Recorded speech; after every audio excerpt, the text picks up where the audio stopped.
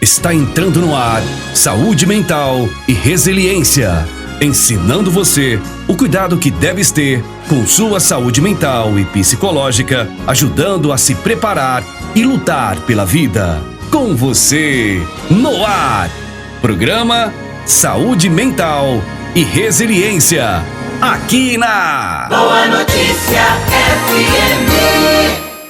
Boa noite, caro ouvinte da Rádio Boa Notícia FM. Boa noite, caro seguidor do canal Saúde Mental e Resiliência. É uma alegria estar de volta com a nossa programação aqui através da Rádio Boa Notícia FM e também através do canal Saúde Mental e Resiliência no YouTube. Aqui quem vos fala é Aires de Souza Santos. Vamos estar conversando hoje sobre uma característica própria do ser humano, que é o ensimesmamento e o conflito mimético apropriativo, trazendo aí o pensamento de René Girard, pesquisador, filósofo, antropólogo francês, que teorizou sobre o conflito mimético apropriativo. Então fique conosco, participe conosco, entenda um pouco desse pensamento e veja até que ponto esta teoria do conflito mimético apropriativo tem a ver com sua vida, e veja, na medida do possível, os recursos e as competências para trabalhar este aspecto na vida pessoal, tendo em vista esse tempo que estamos vivenciando, que é um tempo de conversão, de mudança de vida, propício para a oxigenação da nossa mente, dos nossos sentimentos e o revigoramento da fé e da esperança. Antes de entrar no nosso tema de hoje, caro ouvinte, vamos para o nosso momento de oração. Quem tem a liturgia diária, a sua Bíblia, pode pegar aí em Mateus capítulo 23, de 1 a 12. Mateus 23, de 1 a 12. Então, localize aí na sua Bíblia e, se quiser acompanhar, acompanhe aí na sua versão, a sua Bíblia. E, se não, ouça aqui a leitura desse texto, né, que nos inspira sempre coisas novas em nossa vida, a palavra de Deus. O Senhor esteja convosco. Proclamação do Evangelho de Jesus Cristo segundo Mateus 23, de 1 a 12. Naquele tempo, dirigindo-se então Jesus à multidão e aos seus discípulos, disse: Os escribas e os fariseus sentaram-se na cadeira de Moisés. Observai e fazei tudo o que eles dizem, mas não façais como eles, pois dizem e não fazem. Atam fardos pesados e esmagadores, e com eles sobrecarregam os ombros dos homens, mas não querem movê-los sequer com o dedo. Fazem todas as suas ações para serem vistos pelos homens. Por isso trazem largas faixas e longas franjas nos seus mantos. Gostam dos primeiros lugares nos banquetes e das primeiras cadeiras nas sinagogas. Gostam de ser saudados nas praças públicas e de ser chamados Rabi pelos homens. Mas vós não o façais chamar Rabi, porque um só é o vosso preceptor, e vós sois todos irmãos, e ninguém chamais de Pai sobre a terra, porque um só é o vosso Pai, aquele que está nos céus. Nem vos façais chamar de mestres, porque só tendes um mestre, o Cristo. O maior dentre vós será vosso servo. Aquele que se exalta será humilhado, e aquele que se humilhar será exaltado. Palavra da salvação.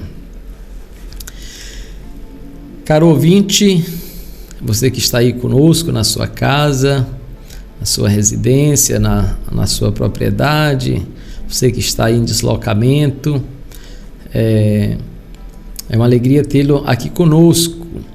E a mensagem da palavra de Deus hoje, trazida aí pelo evangelista Mateus, são palavras muito sábias, que nos recorda aí a tradição. Nós temos no primeiro versículo a citação de Moisés que recebeu assim a lei de Deus, né? Deus que faz com que Moisés instrua o povo a partir dos mandamentos como critério de organização, de base da comunidade, como base da sociedade.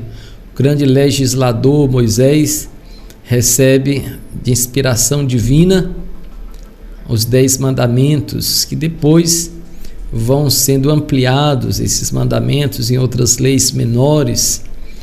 E Mateus faz referência a Moisés, dizendo que os escribas, os fariseus, sentaram na cadeira de Moisés, ou seja, estão continuando com a tradição mosaica. E nesta tradição, né, sobre a lei, nós, se recordarmos a lei que o Senhor instituiu, nós vamos ter como a centralidade o amor a Deus sobre todas as coisas e o amor ao próximo como a si mesmo, né? Os 2 maiores mandamentos. Então o amor tem essa prevalência nas nossas relações, né? O amor, que é o cuidado, que é sacrificar-se pelo outro, né? Sacrificar pelo outro numa atitude de liberdade interior, né? Então é uma ação livre do espírito humano, né? Paulo, ele já vai dizer mais tarde, né, que eu sinto-me escravo do Senhor, né? Mas é uma ação da sua própria liberdade. Não é o Senhor que o escraviza, ele que se sente dependente desse próprio amor ao Senhor, a sua mensagem, a sua palavra, o seu projeto. Então, a lei que tem como centralidade o amor. E aí vem a orientação, né? Então, muito importante. Observar e fazer tudo o que eles dizem, mas não façais como eles, né? Pois dizem e não fazem, né? Então o texto ressalta, aqui nós temos a figura dos escribas e fariseus, mas não é bom falarmos dos outros, né? De nós mesmos, né? Olhar para a nossa vida, para a nossa própria contradição, para a nossa própria contingência humana, quando percebemos que o modo como vivemos é bem diferente do modo que gostaríamos de viver. Então nós percebemos a nossa própria contradição humana, a nossa própria fragilidade, a nossa própria hipocrisia, né? E o reconhecimento dessa hipocrisia, né, dessa contradição em nossa vida humana, nos leva a 2 atitudes, né? Ou talvez mais, mas vamos ficar com 2, né? A primeira atitude de reconhecer que somos contraditórios, que somos frágeis, que o nosso ideal está longe do nosso real, que o modo que vivemos é diferente de como a gente gostaria de viver. Reconhecendo isso, aí vem uma atitude de humildade, simplicidade em relação aos outros, né? Sentir a necessidade do outro, a colaboração do outro na minha vida para que eu possa realizar-me como pessoa, sentir a necessidade do outro e não só do outro, mas fundamentalmente sentir a necessidade de Deus, da graça de Deus em minha vida, né? Ele que me socorre, Ele que me fortalece, Ele que rege e governa a minha vida, né? Então, sentir esta necessidade não só, mas clamar pelo Senhor, pedir que Ele venha à nossa vida, né? Que Ele nos instrua com seu Espírito, né? nos guie e governe, né? Então essa é uma atitude, né, que nos ajuda assim a superar a nossa própria hipocrisia. Uma outra atitude, né, que é criticada aqui em relação aos escribas e fariseus é quando temos aquela atitude que sabemos da nossa contradição, mesmo assim defendemos o erro, né? Sabemos da nossa contradição, mas não aceitamos, né? E cobramos os erros nos outros e não em nossa própria vida, né? Não tiramos a trave do nosso próprio olho, como o Evangelho vai nos colocar, né, em outro episódio, né? Então, olhar para a nossa vida, cuidar da nossa própria vida, tentar diminuir essa lacuna entre o ser e o parecer, entre o ideal e o real na nossa vida, né? Entre as palavras e as ações, né? Diminuir esta lacuna. Esse é um esforço pessoal, esse é um cuidado que devemos ter com a nossa própria vida, né? E o texto de hoje ressalta ainda o aspecto quando a pessoa, além da sua contradição, da sua hipocrisia, procura os holofotes, né, os lugares, e se coloca como modelo, como estrela para os outros, né, não sendo ela essa estrela, né? Então, diz o texto, né, eles ocupam os primeiros lugares nos banquetes, as primeiras cadeiras nas sinagogas, gostam de ser cumprimentados em praças públicas, enfim. Então nós percebemos aí, né, essa situação, que não é problema só dos fariseus e escribas, repito, esse é um problema da natureza humana, esse é um problema que envolve todos nós, né? Todos nós estamos sujeitos a esses pecados da alma, da vaidade, da luxúria, né? Então é importante cuidar da nossa própria vida, olhar para a nossa própria vida na medida do possível e pedir ajuda uns aos outros e ao Senhor, né?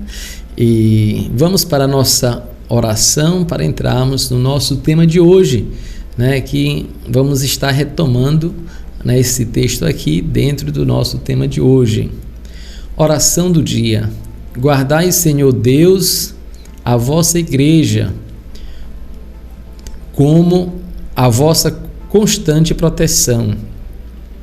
E como na fraqueza humana desfalece sem vosso auxílio, livrai-nos constantemente do mal e conduzi-nos pelos caminhos da salvação. Por nosso Senhor Jesus Cristo, vosso Filho, na unidade do Espírito Santo. Amém. É isso aí, caro ouvinte da Rádio Boa Notícia FM, né? Encerramos aqui o nosso momento de oração a partir desse texto de hoje. Vamos entrar no nosso tema, na nossa reflexão de hoje, trazendo aí a palavra de Deus, que é uma palavra, né, que nos inspira sempre a olhar para a nossa própria vida, a trabalhar os nossos hábitos, nosso comportamento e assim alinhar a nossa vida nos caminhos do Senhor, né? E hoje nós vamos conversar sobre a teoria, né, mimética, uma teoria do desejo, né? Uma teoria aí desenvolvida por René Girard, né? Nós temos aqui um artigo de filosofia, né? Um artigo de filosofia aí publicado no blog realizações.com.br, blog Teoria Mimética, Realizações, editora Espaço Cultural, livraria. Então, esse texto aí sobre René Girard, né? Diz o texto: você já se perguntou o que realmente motiva o ódio generalizado, os linchamentos ou até mesmo muitas manifestações políticas? Nesse contexto, falamos um pouco sobre os conceitos fundamentais da teoria mimética concebida por René Girard. Com ela, talvez você encontre alguma resposta para essas e muitas outras perguntas semelhantes. Nascido em Avignon, no dia 25 de dezembro de 1923, René Girard foi um historiador, antropólogo e crítico literário francês, conhecido por ter sistematizado o que chamou de teoria mimética. Em meio às suas pesquisas sobre as obras de autores como William Shakespeare, Fyodor Dostoiévski e Miguel de Cervantes, Girard notou que havia alguns pontos que os conectava de maneira bastante curiosa. Como autores são tão distantes, poderiam dialogar sobre o mesmo tema de maneira tão semelhante. Foi nesse momento que Girard percebeu que aquilo que os unia era uma mesma compreensão da natureza humana. Esses autores perceberam que o ser humano deseja mediante inveja e que, devido a esse desejo, constantemente se envolve em rivalidades. Em sua grande maioria terminam em tragédia. Então, aqui já temos um aceno importante sobre a teoria de René Girard, Então, o conflito mimético, a teoria mimética se relaciona ao desejo humano, ao desejo, à inveja, que por sua vez leva a rivalidades, que pode levar à tragédia. Vamos aprofundar mais um pouco aqui essa teoria. Continuando o texto. De maneira simples, Girard compreende que o ser humano não deseja de forma autônoma. Vou repetir, O ser humano não deseja de forma autônoma, ou seja, ele não é livre para desejar aquilo que quer, no momento em que quer e da forma como quer. E agora? Você já se perguntou se você é livre ou não para desejar, para querer aquilo que quer, no momento que quer? Isso aqui dá muita discussão. Então, de fato, nós vamos perceber, abrindo uma aspas aqui, que nós temos as nossas coerções internas, as nossas coerções internas que às vezes direcionam os nossos desejos. Nós não somos completamente livres. Então nós vamos pensar que às vezes na nossa mente nós pensamos uma coisa e desejamos outra. Não conseguimos superar certos desejos, embora temos consciência que certos desejos não são são diferentes daquilo que eu gostaria de fazer, entre o real e o ideal, aquilo que eu colocava lá no texto bíblico. Então, autonomia. Será se somos livres para desejar, para querer? Então, René Girard diz que não. O ser humano não deseja de forma autônoma, ou seja, ele não é livre para desejar aquilo que quer, no momento em que quer e da forma como quer. Então, se não somos livres, somos escravos. Pergunto. Ou somos coagidos, mas de que forma? Vamos ver o que o autor aqui vai nos esclarecer sobre esse aspecto. Então, René Girard percebeu, através do estudo de autores como Shakespeare, Cervantes, Dostoiévski, que já foi citado, que o conflito humano e mimético, daí o nome da teoria mimética, pois ele deseja a partir do desejo alheio. O professor João César de Castro Rocha diz: O eu não deseja a partir de uma subjetividade autocentrada, capaz de impor suas regras. O eu deseja a partir de um outro, tomando como modelo a determinação do objeto de desejo. Né? Veja aqui, eu vou repetir a frase, né, do João César de Castro, né, do professor João César de Castro, que cita aí, né, Cultura Shakespeariana, na página 51. O eu não deseja a partir de uma subjetividade autocentrada, capaz de impor suas regras. O eu deseja a partir de um outro, tomando como modelo para a determinação do objeto de desejo. Então, é a afirmação do professor, né, reafirmando aqui esse pensamento de Girard, René Girard, né, que vai perceber que o eu não é completamente livre para tomar suas decisões, mas toma suas decisões a partir de um desejo de apropriação do outro, né? Toma o desejo do outro, né? Então, aí vem a pergunta: como é que isso acontece de fato em minha vida, né? Assim fala o professor João César de Castro, né? Tem, depois aí vocês podem estar aprofundando aí num vídeo, né, que tem também lá no site, né? Ele diz o seguinte, né?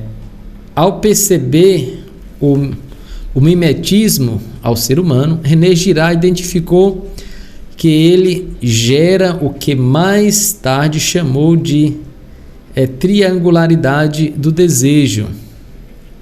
Certo indivíduo começa a desejar determinado objeto porque notou outra pessoa desejando o mesmo objeto. Então, o desejo, né, o meu desejo ele pode estar associado ao desejo do outro, né, porque o outro deseja aquele objeto, e como uma espécie de criança, né, que quer tomar aquilo que é do outro, né, se apropriar com aquilo que é do outro, eu quero ter porque o outro está desejando ter. Então, às vezes, para mostrar que eu posso ter mais poder sobre o outro, então eu vou tentar me apropriar do outro, ou do desejo do outro, né?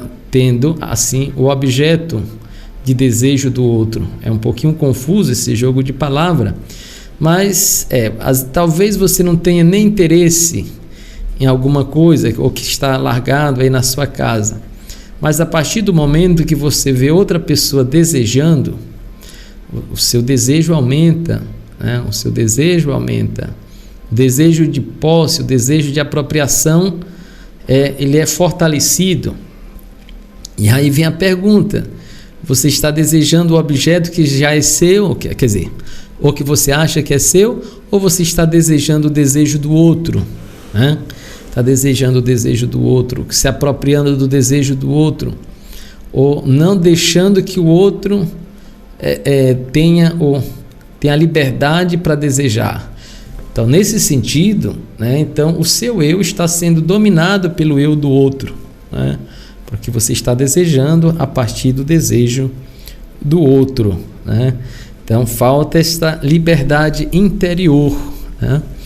E continuando aqui o artigo, diz o seguinte: o problema é que existe apenas um objeto e temos dois indivíduos desejando-o. Obviamente, mais cedo ou mais tarde, existirá algum tipo de conflito entre esses dois indivíduos, para descobrir qual deles irá finalmente possuir o objeto desejado. Então, aqui está um pouquinho mais claro, né? A pessoa está lá, né? Então, a pessoa acha que tem a posse sentimental, a posse estética, a posse emocional de certas coisas, mas aqui a gente poderia estar incluindo não só coisas, mas também pessoas, né? Muitas pessoas acham que tem a posse, que tem a propriedade das pessoas, né? E talvez fico até indiferente a estas pessoas, por estas pessoas não serem desejadas por outras. Mas a partir do momento que a pessoa passa a ser desejada, aí vem o desejo de rivalidade. A pessoa passa a se interessar por aquilo que ela acha que é dela, que ela tinha propriedade, e para não perder aquilo que supostamente na mente ou no sentimento é dela, então ela passa a competir, né? Aí ela intensifica o desejo de posse, o desejo de propriedade, e nesta relação, né, que passa a ser às vezes uma relação doentia, começa a rivalidade, né? Começa a rivalidade entre o rival, o outro, né? O outro que tem um desejo, né, de ter aquilo que supostamente seria meu ou não, né? E a rivalidade com o objeto de desejo, né? Ao mesmo tempo que a pessoa deseja, em se tratando de pessoa, né, se apropriar do outro, ela começa uma rivalidade, porque a outra pessoa também tem a sua liberdade, tem o seu eu, né, que tem desejos diferentes do que o meu, do que os meus sentimentos. Então, se a pessoa não tem a capacidade de dialogar, de conversar, né, de interagir positivamente para resolver e gerenciar conflitos na vida, vai enfrentar muitos problemas, né? Talvez aqui seria um motivo, uma das teorias para explicar muitos comportamentos doentios que levam às vezes ao feminicídio, né? Muitos homens que têm esse sentimento de posse, de propriedade, né, sobre a outra pessoa, né? E esse desejo, né, é um desejo que às vezes quer eliminar o desejo da outra pessoa e o desejo de outros, né, sobre o objeto de desejo, né?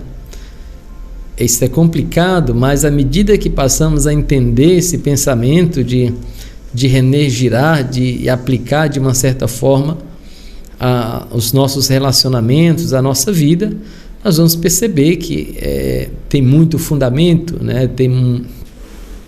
Pode-se explicar uma série de comportamentos, né? Vamos continuar aqui com o texto. Diz o seguinte: a maneira impulsiva de acabar com esse conflito seria eliminando um bode expiatório sobre o qual se canaliza a violência generalizada. Eliminando o bode expiatório, elimina-se também o conflito, fazendo com que a paz volte a reinar. Então, tem a teoria do bode expiatório, né, para eliminar, né, o conflito generalizado. Aquilo que Pilatos disse: é melhor o morrer, quando Pilatos estava interrogando Jesus, né, então as pessoas que tentavam acalmar ali a multidão, é melhor que o morra para o bem de todos, né? Então, naquela circunstância, Jesus foi um bode expiatório, quer dizer, onde as pessoas canalizaram a sua raiva, né, a sua violência, o desejo de canalizaram para uma pessoa. Então, nessa teoria de René Girard, né, o bode expiatório, por um certo tempo, ele acalma o ânimo, né? Quando a pessoa encontra um culpado, quando alguém, quando canalizamos a nossa raiva, o nosso rancor, o nosso sentimento em determinada pessoa, em determinada situação. Então, aí canalizamos, tiramos, né, para uma outra direção, direcionamos para uma outra direção esse sentimento. O problema é quando o bode expiatório é uma pessoa inocente, como era o caso de Jesus, né, um justo, né, que foi sacrificado, que foi imolado, né, a ovelha sem mancha, sem mácula, sem pecado, né, que foi imolado por todos nós, né? Então, quer dizer, você acalma de um lado o ânimo imediato, mas por outro lado, né, você fica com o sentimento de culpa de ter condenado alguém que não era culpado, né, que serviu apenas para acalmar o ânimo de uma multidão alvoroçada, de um público alvoroçado, né, com sede de sangue, com sede de vingança, com sede de morte, né? Então temos que ter muito cuidado, né, ao nos agruparmos, né, e neste agrupamento às vezes canalizarmos as nossas energias, as nossas raivas, os nossos sentimentos para uma pessoa, né, para um animal, pode acontecer de várias formas, né? Então o bode expiatório aqui representa, né, a canalização dessa frustração, desse desejo de vingança, desse desejo de recuperação. Então é uma saída que René Girard observa, né, também nas suas reflexões teológicas, né? Girard afirma que o desejo é imitativo ou mimético e não inato. Os seres humanos copiam os desejos uns dos outros. A afirmação aqui do pensador é dura, né? Então, se copiamos, né? Então vamos copiar coisas boas, né? Desejos bons, né? Então nós temos muitos bons exemplos, né? E o que dizia o evangelho de hoje, né? Não faço tudo o que eles dizem, mas não faço o que eles fazem, né? Então nós temos esta opção, né, de copiar coisas boas e de copiar coisas ruins, né? Então vamos fazer uma opção em relação àquilo que é bom, àquilo que é agradável, né? Vou repetir aqui a frase de René Girard, né? Então, Girard afirma que o desejo é imitativo ou mimético, né, de apropriação, e não inato, né? Ou seja, não está ali impregnado na natureza humana, não nasceu conosco, né? Os seres humanos copiam os desejos uns dos outros, quer dizer, a gente vai desejando, porque ele deseja isso, eu vou desejar também, porque ele quer isso, eu vou querer também. Como se fôssemos crianças nesse sentido, quando a gente se deixa levar pelos sentimentos, pelos desejos, que não consegue equilibrar aí os desejos e a racionalidade, a fé e as nossas necessidades imediatas, as nossas necessidades essenciais e as superficiais. Então acabamos entrando nessa questão, né, de copiar os desejos uns dos outros. Eu vou querer isso porque ele quer também. Se ele quer isso, eu quero aquilo. Tem gente que segue sempre na sombra do outro, né? E aqui eu recordo um ditado que o pessoal gosta de citar, né? Cuidado, galinha que acompanha pato morre afogado, né? Galinha que acompanha pato morre afogado. Então isso aí nos mostra que nem sempre é importante estar seguindo os desejos dos outros, a vontade dos outros, né? E desenvolver os nossos próprios desejos, nossos próprios sentimentos, nossa vontade, e ver em quem elas estão fundamentadas, os nossos desejos, ou em quem ela está fundamentada, né? Então, o cristão tem um desafio de fundamentar os seus desejos na vontade do Senhor, né? O desejo do Senhor, né? Mas às vezes preferimos fundamentar os nossos desejos meramente na vontade humana, naquilo que é provisório, naquilo que é passageiro. Então, continuando aqui a reflexão do texto. Então, nesse texto abordaremos, né, um pouco, diz o autor, né, mais esses pontos, e por fim iniciaremos uma bibliografia básica para que você possa aprofundar, né? Então ele vai trabalhar aqui o que é o desejo mimético, né? A teoria do desejo mimético, embora tenha sido sistematizada por René Girard, aponta algo intrínseco ao gênero humano e por isso não foi invenção de Girard. como muitos poderiam inferir. Mas Girard teve essa ideia, né? Ele organizou e tudo, enfim, então ele fez um trabalho belíssimo nesse sentido, né? Então, ele parte do princípio da triangularidade, né? Tem um objeto de desejo, né? Objeto de desejo, nós vamos ter aí os desejos, a relação de rivalidade entre um e outro, que tenta se apropriar do desejo um do outro, né? O termo mimesis foi utilizado por diversas vezes por diversos pensadores durante a história, tais como Aristóteles, Platão, e outros, Freud, né? Então, muitos usaram esse termo. Todos eles tinham usado, né, o termo mimesis de forma semelhante, com o sentido de cópia ou imitação. Com René Girard, esse termo recebeu uma aplicação de alcance mais abrangente, né? Como já vimos no início desse texto, Girard compreende o ser humano como mimético, porque ele não possui autonomia de desejar livremente, mas apenas se mediado por um outro indivíduo.